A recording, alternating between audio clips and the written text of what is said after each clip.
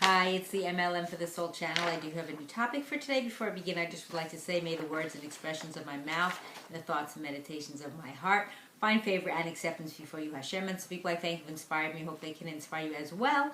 And I will have links below this video to their sites. They are Rabbi Yosef Mizrahi, Rabbi Eli Mansour, Rabbi Elon Anavar, Rabbi Yuval Ovadia, Rav Daniel Asser, Rabbi Michael Skoback, Jews for Judaism, Rabbi David Asher, and Rabbi Ron Ruvain.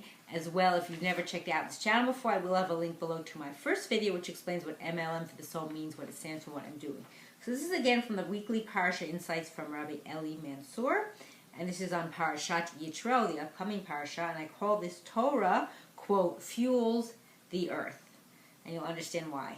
So, from Parashat Yitro, or Yisro, however you pronounce it, is famous for the story of Ma'amad Har Sinai, which is Hashem's revelation to Bnei Israel at Mount Sinai, where he pronounced the Ten Commandments, or the Aseret Hadibrot, or Aseres, however you say it, Hadibros.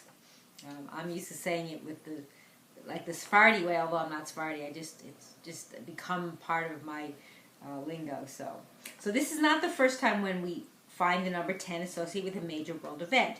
In fact, we encountered it just recently in our reading of earlier parashiot in the book of Shemot, which tell of the 10 plagues which Hashem brought upon Egypt. Moreover, the Mishnah in Pirkei Avos 5:1 teaches that Hashem created the world with what is called Asara Ma'amarot, which are 10 proclamations or 10 utterances. As we read in the opening chapter of the Torah, Hashem brought each part of the world into existence by proclaiming that it should exist, and there are 10 such proclamations in all. Thus, the world came into existence through 10 proclamations. Hashem brought Bnei Israel out of Egypt through 10 plagues, and he presented the Torah to them in 10 commandments. So what is the significance of this parallel? How are these three events connected? So a number of early commentators explain that the 10 plagues served as a reaffirmation of Hashem's creation of the world. Because at the time of creation, there was no witnesses to the event, and so it could not be later proven. In order to prove that he created the world, Hashem brought 10 supernatural plagues, each of which corresponds to one of the, quote, proclamations through which he created the world. For example, the plague of blood, when Hashem transformed Egypt's water into blood and then changed it back to water, reaffirmed his creation of water. The fact that Hashem exerted such control over the water demonstrated that he created it. Likewise, bringing wild beasts confirmed his creation of wildlife, and bringing darkness confirmed his creation of light. By suspending the laws of nature and then restoring them 10 times, Hashem confirmed his absolute control over the world, thus proving all 10 stages of his creation of the universe. The 10 plagues, then, were brought not simply to force power to release Bnei Israel, but primarily to reaffirm that Hashem created the world. And then, after the exodus from Egypt, Hashem brought Bnei Israel to Sinai, proclaiming the 10 commandments. So once the world's creation was reaffirmed, through the 10 plagues, it was time for Hashem to provide the world with the, quote, fuel it needed to be sustained, the Torah.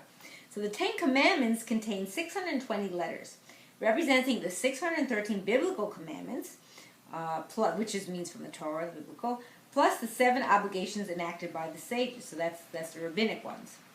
Thus, the 10 commandments encompass the entirety of the Torah.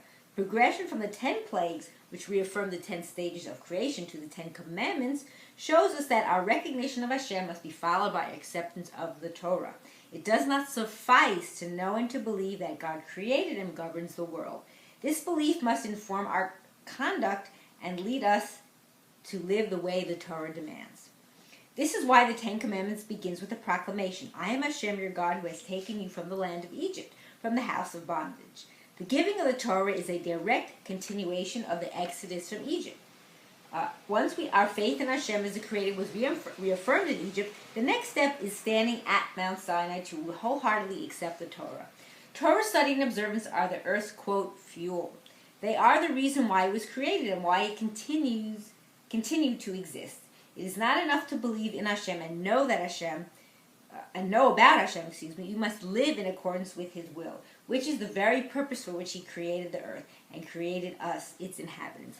And I hope and pray that we will all merit to live and see the coming of Mashiach speedily in our days and the rebuilding of our final and everlasting Beit HaMikdash. Amen, and thanks for watching.